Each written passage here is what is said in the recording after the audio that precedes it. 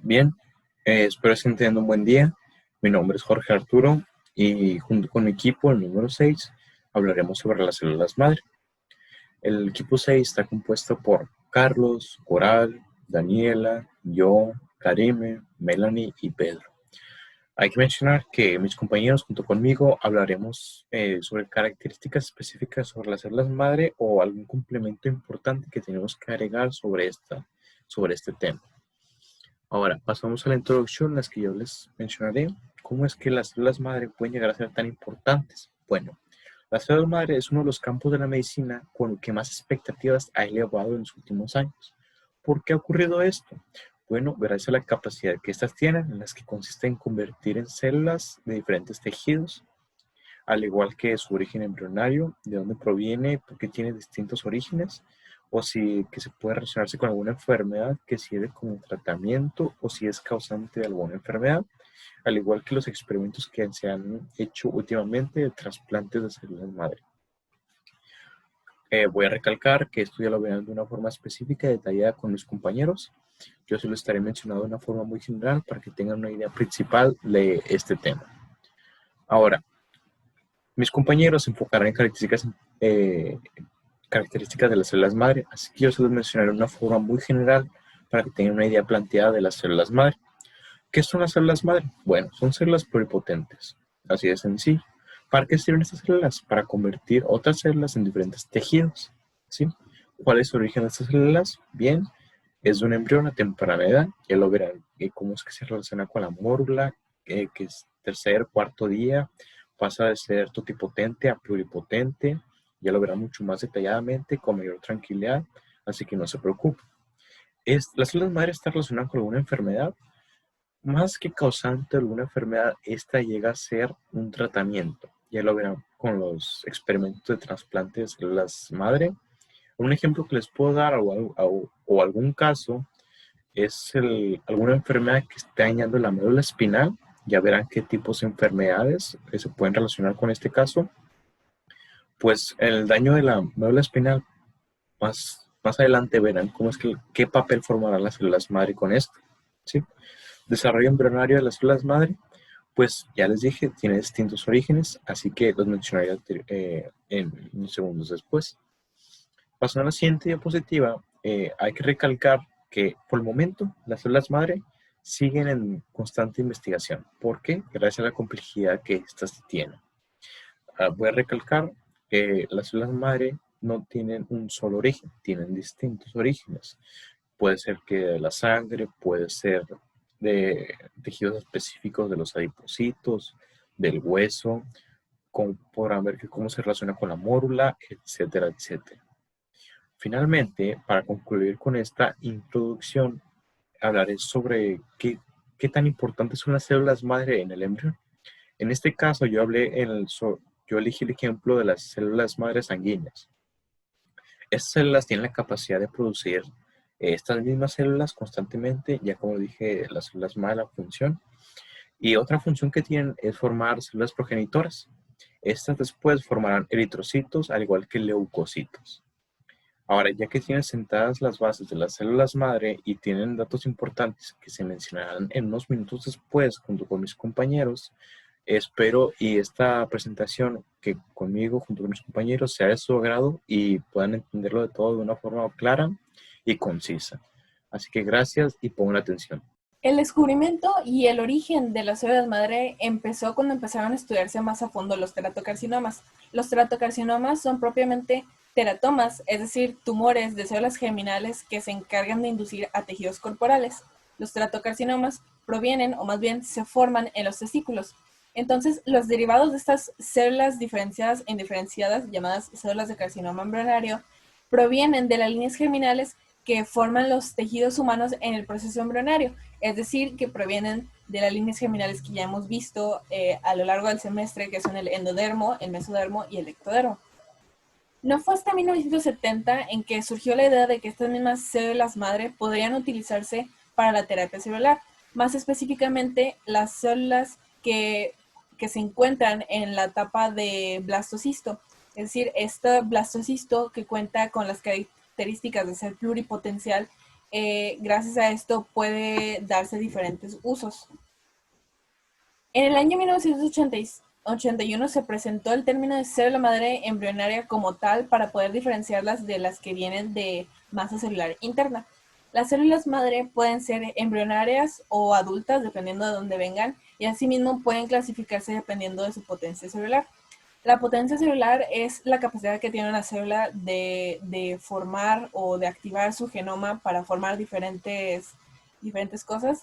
La célula con más potencia se le llama totipotente, es decir, que es capaz de formar tejidos embrionario, extraembrionario e incluso todo un nuevo ser vivo.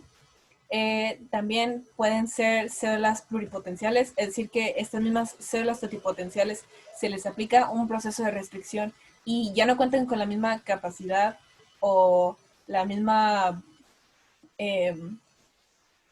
capacidad o, bueno, no capacidad, ya no cuentan con el mismo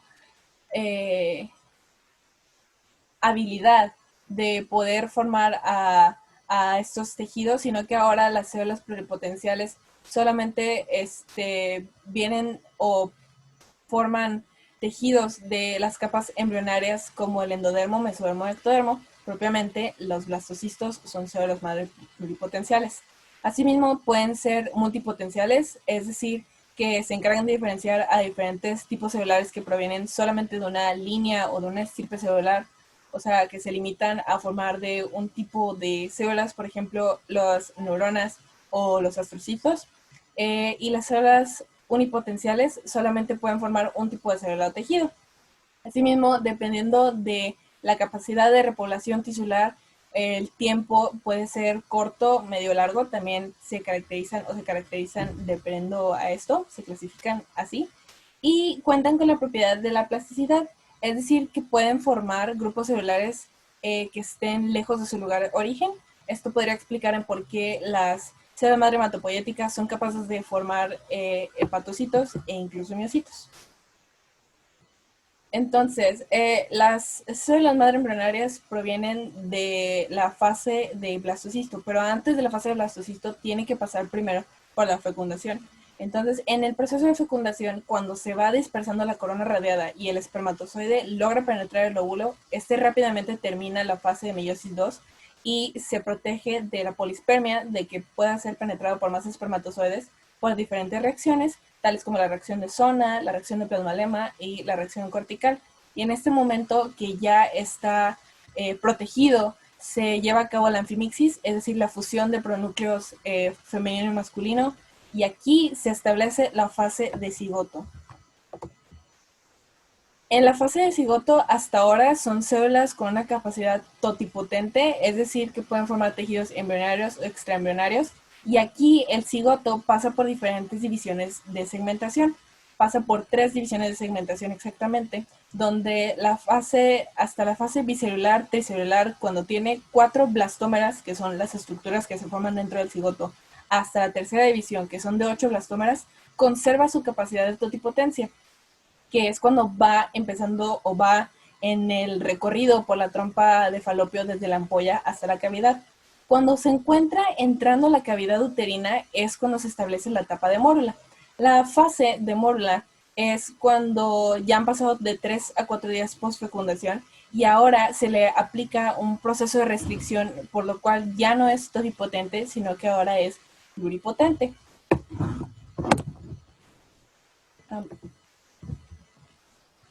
Aquí es cuando va por su recorrido por las trompas de falopio desde la ampolla. Aquí se encuentra el cigoto y luego va a pasar por su primera división de segmentación, la segunda, la tercera, cuando pierde su totipotencia hasta llegar a la cavidad uterina, que ya está en la fase de mórula. Desde aquí empieza a formar el blastocisto, que el blastocisto, para esto ya pasaron aproximadamente 5 días. Este blastocisto ya puede ser considerado una célula madre embrionaria desde aquí. Ya cuentan con sus características principales, que tiene un polo embrionario, un polo embrionario, rodeado por trofoblasto, con un blastocele. De aquí es el momento para poder utilizar estas células madre embrionarias. Las células madre embrionarias, algunas de sus características que las hacen tan especiales es que tienen la capacidad de dividirse en otros tipos de células gracias a su potencia celular pluripotente. Y las células adultas son propiamente multipotenciales, o sea que no son tan eh, no son tan potentes, no tienen la misma capacidad que las células embrionarias y por eso se utilizan más las células embrionarias para poder usarlas en las terapias celulares. Asimismo, son muy efectivas, es decir, que no importa qué tanto tiempo pase, estas mismas células embrionarias se podrán seguir dividiendo ilimitadamente y provienen de dos fuentes principales. Estas fuentes primeramente pueden obtenerse de los embriones que no fueron utilizados o que sobraron más bien de la fecundación in vitro o de los que surgen a partir de la clonación terapéutica. Esta manera de conseguirlos principalmente los células madre embrionarias de los embriones que no se utilizaron ha dado lugar a muchos debates éticos, ya que la manera de conseguirlos o la manera de poder usar estas células madre milagrosas es algo cruel. De hecho, las comunidades científicas no han llegado a un acuerdo en total en si sí deberían de utilizarse para investigación o para uso como tal, o si no deberían de usarse porque no es correcto la manera en que se obtienen. Asimismo, los embriones clonados que vienen de la célula somática retiradas del paciente y que pueden clonarse otra vez también han dado lugar a controversias. Aún así, esas mismas células embrionarias pueden conseguirse de otras fuentes, como la sangre del cordón umbilical, sin embargo, no son tan efectivas como las que vienen de la fecundación in vitro. Buenos días, hoy hablaré acerca sobre las células madre adultas y también voy a hablar acerca de las enfermedades que nosotros podemos tratar gracias a estas células madre. Voy a cambiar de diapositiva. Bueno, para empezar, este tipo de células tienen una capacidad multipotente. ¿Qué significa esto? Que van a ser células que se pueden determinar y diferenciar ya sea en clases y categorías. A este tipo de proceso le conocemos como transdiferenciación. Estas células son algo interesantes porque tienen una capacidad de autorrenovarse, ya sea para dar origen a células sanguíneas y también para renovar ya células ya dañadas. Este tipo de células también tienen una capacidad de reconstrucción de piel, neuronas, hueso, entre otras cosas. Y también van a tener la función de formar células madre hematopoyéticas, las cuales las células madre hematopoyéticas tienen la capacidad de formar sangre y células. Ya por último, van a tener una capacidad de autorrenovar tejido y diferenciarse en células progenitoras. Bueno, y eso es básicamente todo lo que tenemos que saber acerca de las células madre adultas. Y ahora voy a cambiar de diapositiva para mostrarles las enfermedades que podemos ayudar, que podemos tratar gracias a estas células. Vamos a poder tratar ya sea enfermedades cardiovasculares, diabetes, tumores, anemia y el Parkinson. ¿Cómo las vamos a tratar? Porque, como ya había dicho, este tipo de células van a regenerar ya el tejido dañado gracias a su potencia celular para reemplazarla por tejido nuevo. Y este tipo de células puede servir para la participación en procesos de recuperación. Y básicamente eso es todo lo que me tocó. Espero que les haya gustado. Eso es todo, básicamente eso es todo lo que me tocó conforme al día. Espero que les haya gustado y pues bueno, eso es todo de mi parte. Muchas gracias. Hola, ¿qué tal? Soy Karime y yo les voy a hablar del uso de las células madre en México. Bueno, primero cabe mencionar que en México no hay como tal una ley que regule pues el uso de las células madre, pero la Ley General de la Salud habla de la creación de una comisión que va a combinar la investigación y la ética en el caso de que se realicen experimentos o investigaciones en humanos. Sin embargo, el Centro Nacional de Transfusión Sanguínea reveló que hay un proyecto en desarrollo de células madre, aclarando que su uso va a ser únicamente en niños con enfermedades hematológicas. Bueno, algunas formas de extraer las células madre va a ser por la sangre periférica. Pues cabe mencionar que la sangre no tiene tantas células madre, por lo que al donante se le van a administrar algunos tipos de hormona antes de su donación. Esto va a provocar que las células madre proliferen y vayan a la médula ósea.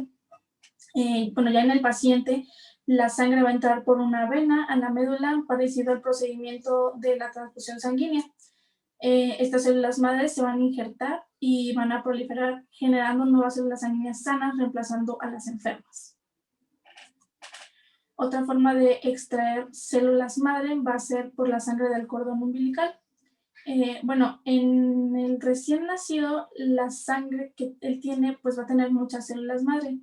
Entonces, por lo mismo, esa sangre se va a quedar almacenada en la placenta y en el cordón umbilical y se va a recolectar posparto. Esto, pues lo va a realizar una especialista tratando de no dañar al recién nacido. Después de su recolección, esta se va a almacenar y se va a congelar hasta que sea utilizada. Bueno, la punción lumbar. La punción lumbar se la va a aplicar al donante bajo la anestesia para que no sienta pues tanto dolor. Esta se va a realizar mediante una aguja grande que se va a insertar en la parte inferior de la espalda y en la parte posterior del hueso de la cadera. Esta se va a realizar, bueno, esta punción se va a realizar tantas veces sea necesaria y pues al final se va a almacenar con algunas soluciones especiales y se va a congelar hasta su uso. La hematopoiesis en la médula ósea. Bueno, primero hay que mencionar que la hematopoiesis es la formación de células sanguíneas y se van a formar por el acúmulo de las células madre en los islotes sanguíneos del saco vitelino. Por eso se dice que el saco vitelino es el primer centro hematopoyético en el embrión. Esta médula ósea va a estar conformada de tejido esponjoso y líquido presente pues, en algunos huesos. Su principal función, como ya lo mencioné, va a ser la de producir las células sanguíneas que van a circular por todo el cuerpo. Y los huesos de la pelvis son las que van a contener la mayor parte de esta médula ósea. Bueno, esta médula ósea se va a originar en diversas células. Algunos ejemplos van a ser los glóbulos blancos, o mejor conocidos como leucocitos, en las células mieloides, que pueden ser los basófilos o los neutrófilos. Pueden ser también en células linfoides, como los linfocitos T y los B, y los glóbulos rojos, que, bueno, esos van a dar el color característico de la sangre, que es rojo, y van a transportar también el oxígeno. Y el último ejemplo, pues, va a ser los trombocitos, o mejor conocidos como plaquetas, que van a participar en la coagulación. Cuando esta médula ósea no se llega a formar correctamente, nos van a dar enfermedades como la leucemia, los linfomas, la mieloma múltiple, algunos tipos de anemia, la neutropenia y la inmunodeficiencia grave. Y bueno, a continuación, pues les vamos a hablar de algunos de sus tratamientos. Mucho gusto, mi nombre es Pedro Ángel Mendoza Pérez y les estaré hablando acerca de la introducción a los tratamientos con células madre. Las células madre embrionarias son células indiferenciadas que derivan de la masa celular interna de embriones en estado de blastocisto. Las células madre se pueden encontrar en médula ósea y sangre del cordón umbilical y la placenta. En el proceso de la médula ósea se inicia en el saco vitelino primitivo 3 semanas después de la fecundación, pasa por una fase hepática y concluye en los espacios de la médula ósea, donde la hematopoiesis tiene lugar en forma casi exclusiva durante la edad adulta. En este sitio se encuentran las células madre hematopoyéticas de los adultos.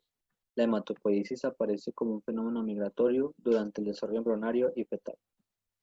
Sangre del cordón umbilical y la placenta. A diferencia con la médula ósea, donde se necesita la compatibilidad de 6 antígenos, en el cordón umbilical solo necesita 4.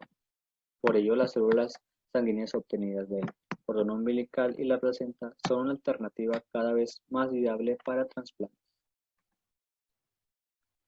En la actualidad, las células hematopoietíticas se obtienen de la sangre periférica mediante los progenitores hematopoietíticos del factor estimulador de colonias granulocíticas, el cual acelera la producción de neutrófilos. Terapia celular en enfermedades hepáticas. La posibilidad de regenerar el tejido hepático con células madres hematopoietíticas se describió por primera vez por el grupo de Petersen. Se observa la contribución de células de la médula ósea a la regeneración del hígado a través de la diferenciación hacia células ovales.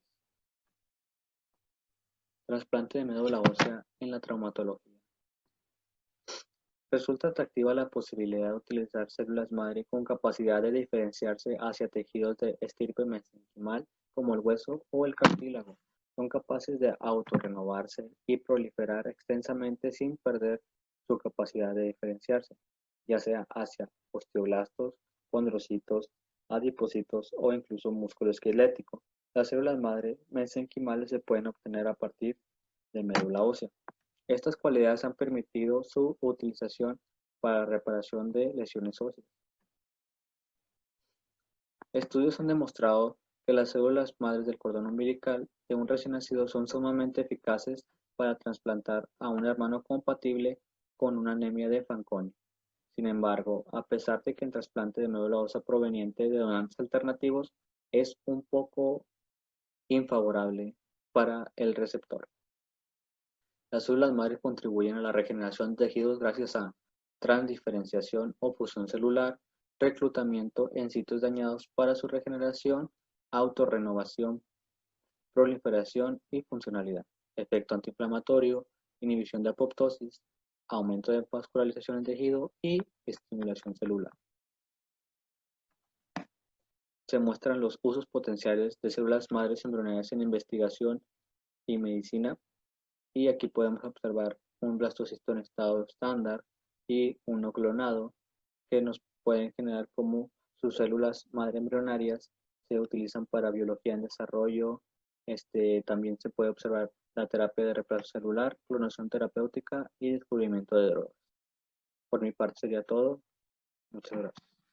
Bien, yo les voy a mencionar unos tratamientos en los cuales las células madre están implicadas. Voy a empezar con la terapia génica. La terapia génica, lo que sucede en esta es que se va a copiar un gen correcto de una célula sana, obviamente, para que lleve a cabo una diferenciación y una proliferación en el tejido que está pues dañado, previamente dañado. El objetivo que tiene es reactivar un fragmento celular que dejó de servir, que se volvió disfuncional, para volverlo funcional. Este tratamiento es como un plan B, podríamos decirlo así, de los anteriores que ya se mencionaron. Si no dan resultado, la terapia génica es la que sigue, o sea, es como la segunda opción. Se ha visto que este tratamiento se utiliza en personas que presentan cáncer o que padecen de alguna inmunodeficiencia. También está la terapia celular.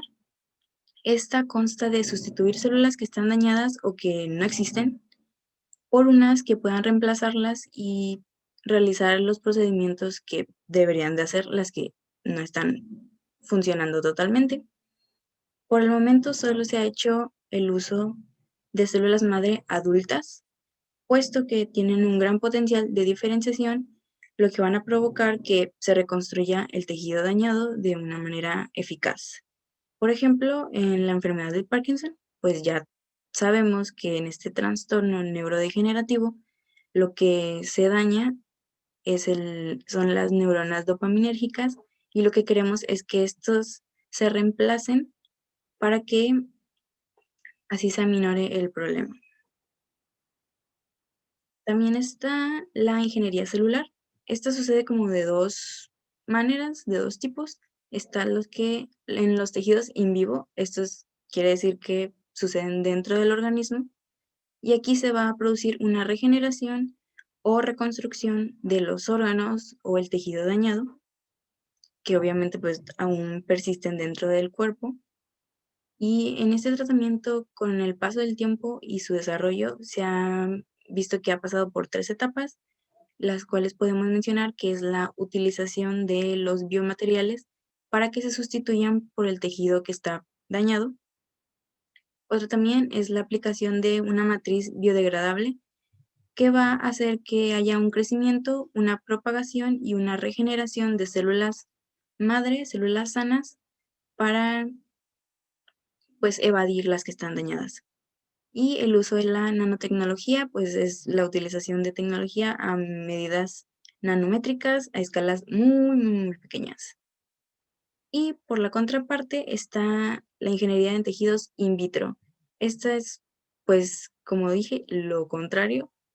Pasamos de tejido que está dentro todavía del organismo a algo que está fuera de. Y este, pues, obviamente es mayormente tratado en laboratorios. Como ejemplo, pues están las muestras que se obtienen de tejido, de piel, para utilizarlo como un tratamiento en lesiones extensas y externas. Finalmente llegamos a la conclusión. Aquí el equipo número 6 reflexionó acerca de esto y llegamos a que las células madres son de vital importancia para nuestro organismo. ¿Por qué? Bueno, pues porque sin ellas no seríamos capaces de regenerar nuestros tejidos, por lo cual en caso de sufrir un traumatismo, el paciente no se podría recuperar y los médicos, dado esto, no podrían hacer gran cosa por él, ya que en caso de que no se regeneren los tejidos, no se puede cerrar la herida, como tal es el ejemplo de una hemorragia. Puede ser mortal. Luego tenemos el ejemplo de las células inmunitarias. En caso de que el paciente enferme continuamente, puede llegar a contraer una enfermedad de gravedad y llegar a la muerte. Respecto a las fuentes, contamos con que gracias a Prosper, ahora tenemos un amplio conocimiento de cómo es que las células madre ayudan a regenerar tejidos y a tratar daños o enfermedades, ya que se cuenta con diversas terapias, como lo es la terapia génica, la terapia celular y la ingeniería de tejidos. La terapia génica se basa en la transferencia de genes de una célula a otra. La terapia celular es donde se reemplazan células dañadas o que no funcionan, y la ingeniería de tejidos es ingeniería in vitro, donde se regeneran órganos o tejidos. Esto es de acuerdo a la clasificación según su potencia, aclarada por Hernández y Moore. Por otra parte, tenemos la clasificación de acuerdo a su origen. Esto nos lo confirmó Castaños, en donde se nos hace mención que las embrionarias son pluripotentes y pueden recolectarse tanto del cordón umbilical como de la sangre. Son células hematopoyéticas, las sanguíneas, y el cordón umbilical contiene células mesenquimales. Aquí Prosper nos hace referencia a la terapia de andrógenos, donde se utilizan hormonas masculinas para estimular la hematopoiesis y así extraer más células madre. Por otra parte, las células madre adultas son multipotentes y forman células hematopoyéticas y células inmunitarias.